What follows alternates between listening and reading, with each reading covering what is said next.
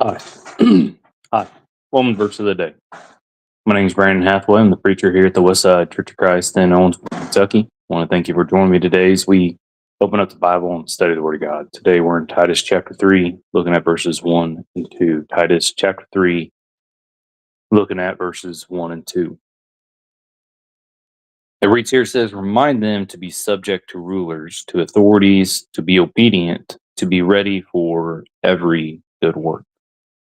To slander no one, to be peaceable, considerate, demonstrating all gentleness to all men.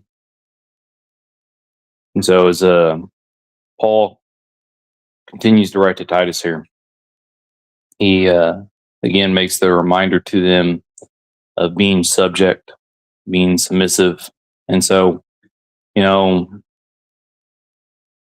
think it's a term that a lot of people struggle with. We struggle with that because, well, I'm not submitting to nobody. No one's in charge of me. And they take it to, wives submit to husbands in Ephesians.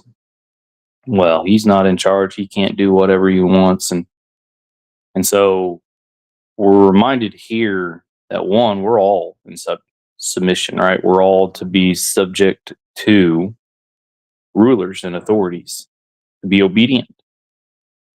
And the mindset here is, again, the chain of authority, right? That's the real key part here is that it's the military mindset of who's in charge, and we have to submit to those who are in charge, those who rule over us, those who are, whether it be elders of a congregation, whether it be president of the United States or officers keeping peace in your neighborhood.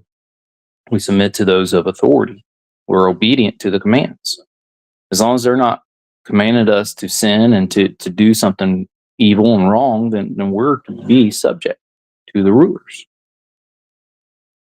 And with that, we're to be ready for every good work, ready to do good, ready to help, ready to assist, ready to do our part.